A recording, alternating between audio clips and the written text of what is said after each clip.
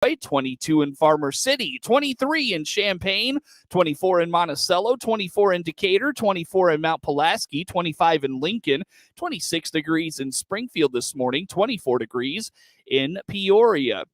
In Clinton, 26 degrees. It feels like 21 outside this morning. Right now, winds are calm from the northwest at 5 to 10 miles per hour. 30% humidity, 10 miles of visibility here this morning. Get the latest in local weather at DeWittDailyNews.com. From regional radio, DeWittDailyNews.com, and the WHOW app.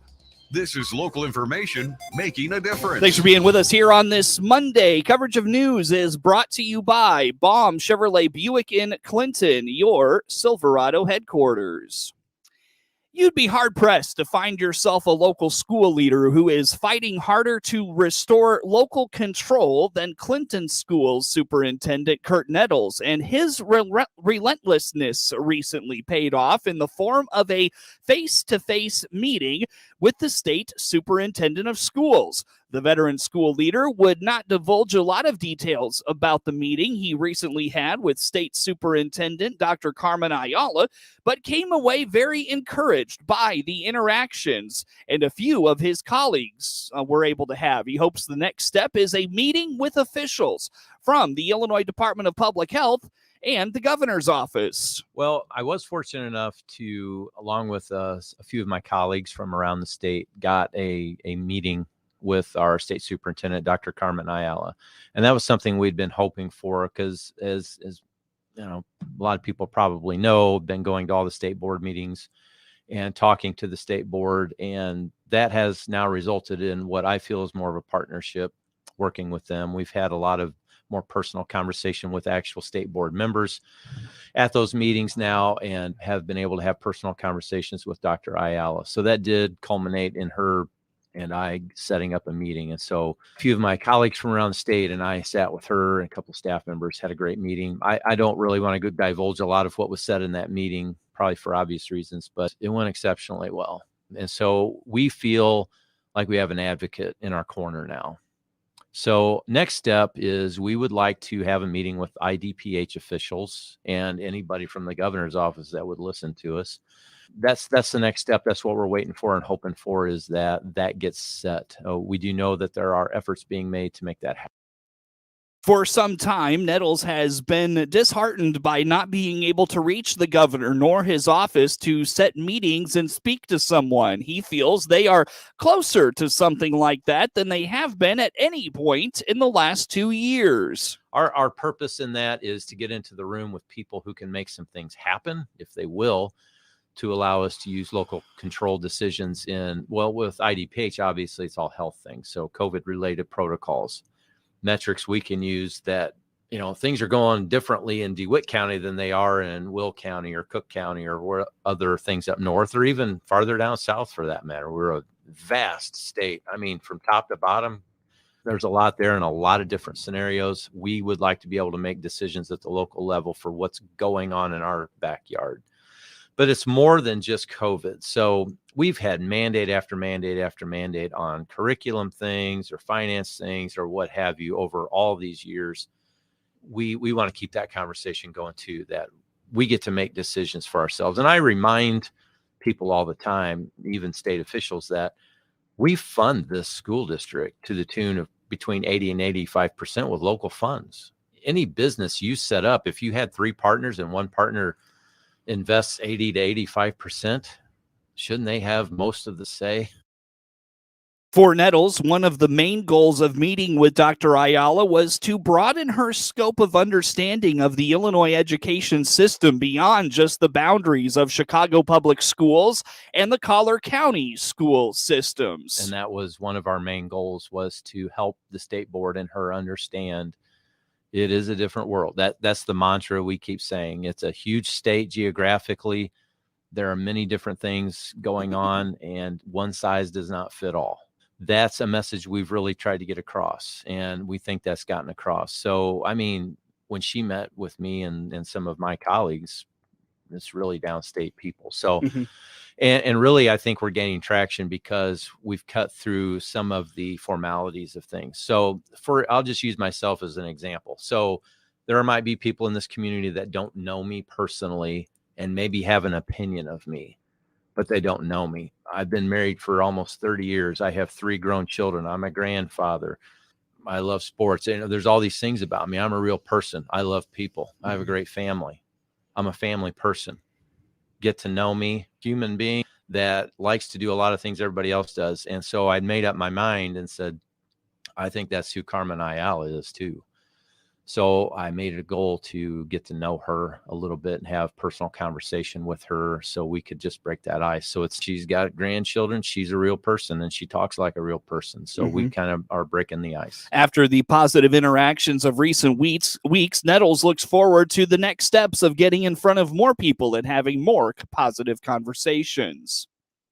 Social Security has redesigned its online statements, and there are some changes you need to know about if this is a form you regularly access. Jack Myers with Social Security indicates adults who do not receive Social Security benefits can access their statements online via their My Social Security account. Adults age 60 and older who do not receive Social Security benefits and do not have a My Social Security account will get a statement in the mail. The statement provides estimates of your future Social Security benefits, a record of your earnings, and a basic overview of Social Security programs. We've redesigned the Social Security statement to make it easier to find the information that you would need. And, some people might think, well, okay, what's a Social Security statement and who gets one of those? Well, basically it's something that shows a summary of your earnings record.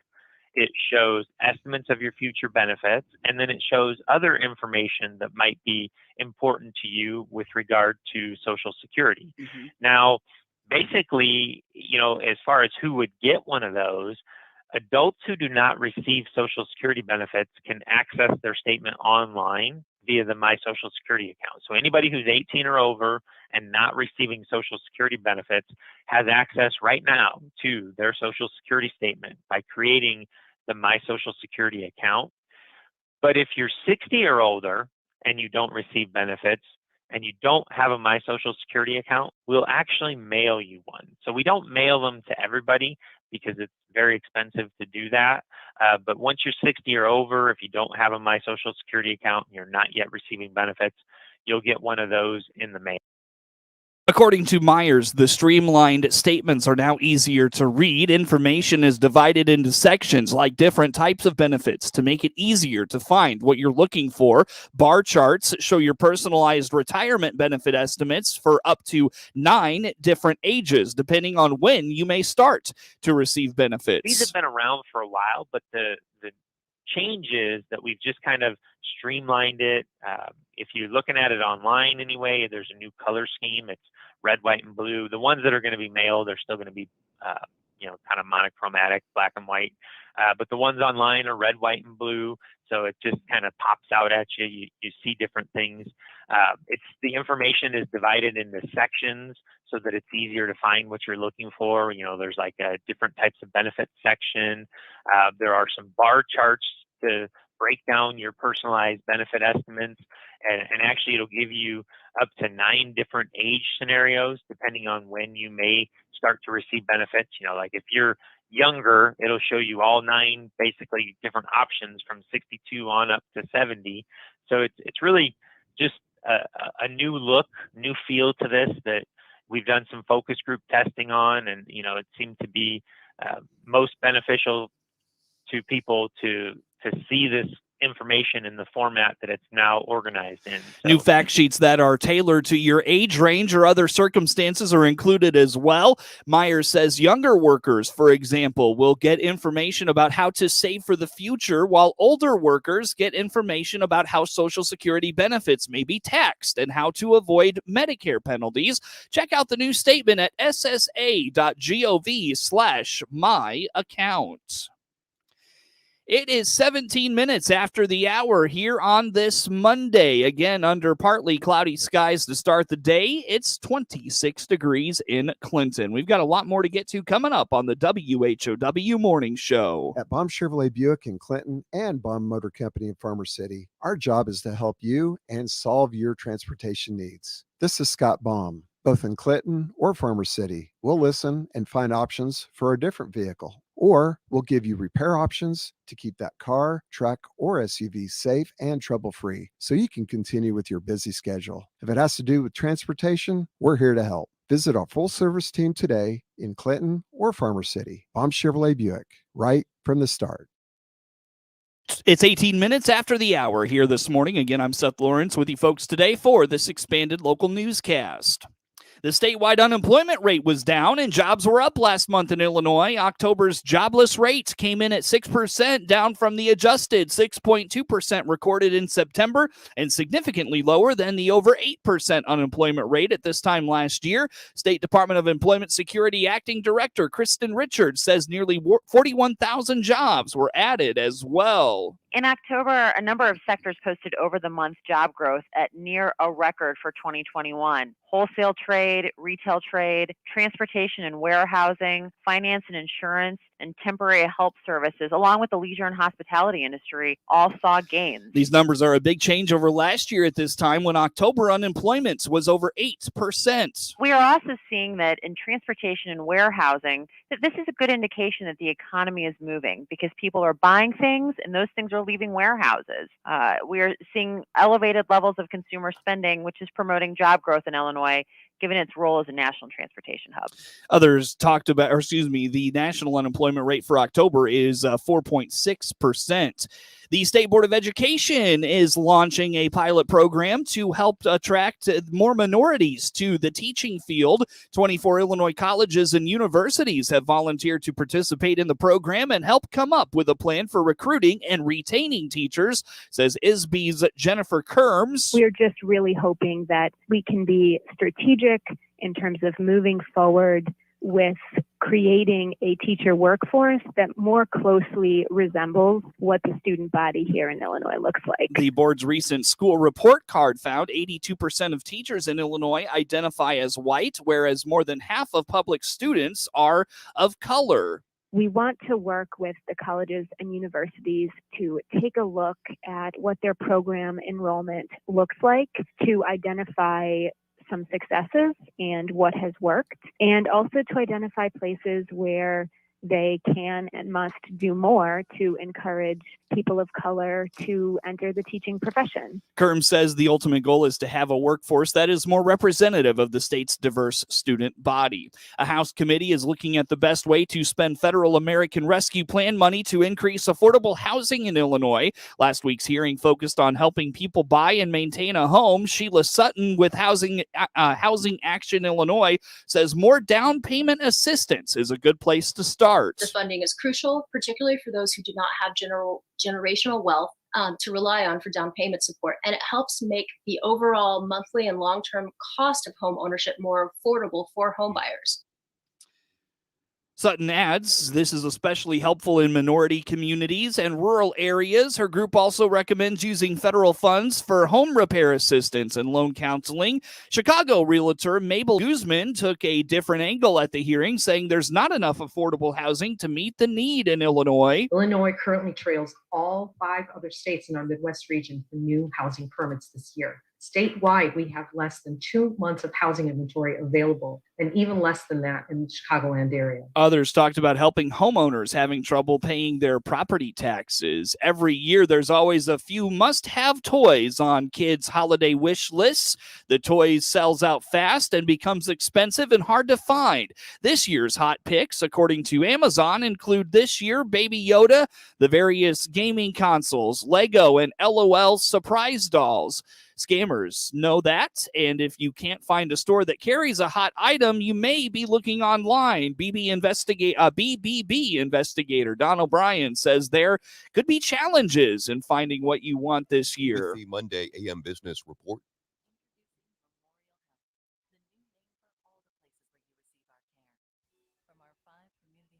If you choose to shop online, O'Brien suggests you only buy toys from reputable stores and websites. The best way to avoid getting scammed when purchasing toys is to buy them directly from a seller you know and trust. And don't be fooled by those extra low prices, which should be a red flag for a scam on many products. Get information about avoiding scams this holiday season by going to bbb.org/all/holiday. The state of Illinois wants the public's help to return nearly a dozen Purple Heart medals to their rightful owners. The medals are awarded to the members of the U.S. military who are injured or killed while serving. Illinois Treasurer Michael Frerick says the 11 medals each were left in a bank safe deposit box that went untouched for years. The treasurer's office received them as a part of the office's unclaimed property program after the owners could not be found. His office released a list Thursday of the names associated with the safe deposit box, the date in which the medal was recorded with the state treasurer's office, and the location of the bank. They include multiple banks across Illinois and even one in Portland, Oregon. Frerichs asked anyone who may have a lead in locating a veteran or his or her family to contact his office. The Agriculture Secretary Thursday discussed the Environmental Protection Agency's latest proposed rule regarding the Waters of the U.S. provision of Clean Water Act and what this may mean for agriculture. Rod Bain has A more. return to the 2015 version of the Federal Clean Water Act's Waters of the U.S. provision. That determination was announced Thursday by the Environmental Protection Agency and U.S. Army Corps of Engineers. An EPA Army Corps press release states the move would return to long-standing exclusions of the pre-2015 regulations, as well as exemptions and exclusions involving the agricultural community. Agriculture Secretary Tom Vilsack reacted to the announcement during his same-day visit with farm broadcasters. I think while it is not a total redraft of the previous rule, I think it also takes into consideration the court decision, which makes it a little bit different than either the Trump rule or the Obama rule. And obviously, folks are going to have the opportunity to weigh in on this. Our challenge and our job will be to work with producers as they take a look at what they may have to do or not have to do based on compliance and figure out ways in which we can use the tools at USDA to make it easier for them to comply. From the National Association of Farm Broadcasting Convention in Kansas City, I'm Rod Bain reporting for the U.S. Department of Agriculture. Is it still okay to cook and eat that long-lost turkey that's been in your freezer for years? Gary Crawford has the answer from an expert. Let's go back to the year 2013. The place? Ooh, very cold Siberia. Scientists discovered frozen in the ice a prehistoric specimen of Mammuthus primigenius, i.e. a woolly mammoth. And this thing is pretty much intact. Researchers even find liquid blood in this well-preserved mastodon, which had been trapped in the ice for only about 39,000 years. Fast forward to this week. The place?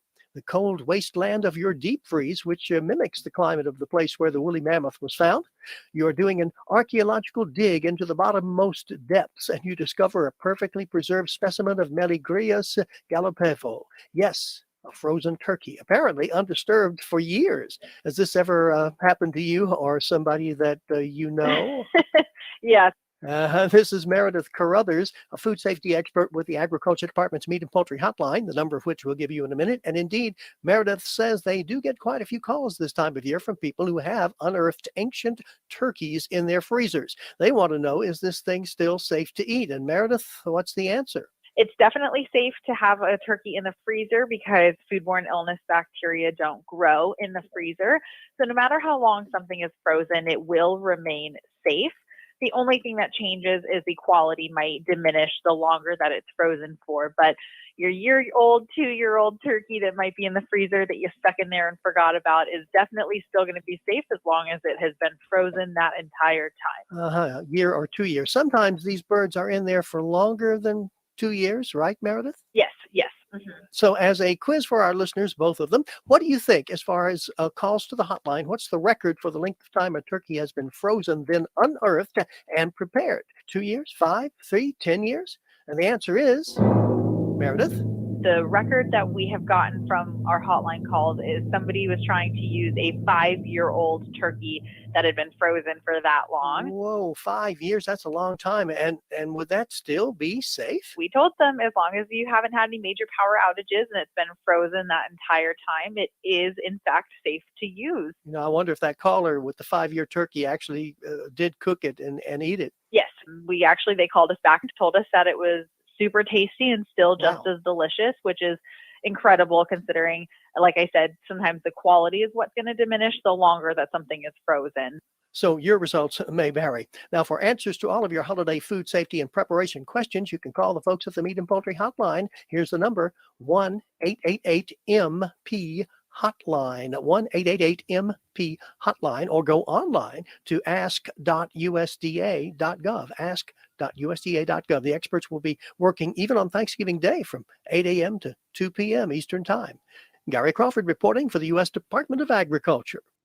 It is 28 minutes after the hour here on this Monday morning. Again, we start the day under mostly clear skies in Clinton. It is 26 degrees. It feels like 21 outside across the area this morning. Things are clear and cool to start this Monday. Right now in Bloomington, it is 21 degrees, 24 in Hayworth, 23 in Leroy, 22 in Farmer City, 24 in Champaign and Monticello, 25 in Decatur, 24 in Mount Pulaski, 23 in Lincoln, 26 in Springfield, 24 degrees in Peoria. Sunny today, temperatures reaching the upper 30s, a bit cooler than the weekend weather we saw this weekend. West-northwest winds today at about 10 to 15 miles per hour. Clear tonight, lows in the lower to mid-20s. Sunny Tuesday with a high in the upper 40s. Tuesday night clear, lows in the mid-30s. Wednesday cloudy with a high of 55 degrees. For your Thanksgiving Day, a 30% chance of some early rain, otherwise becoming partly sunny. Not very windy.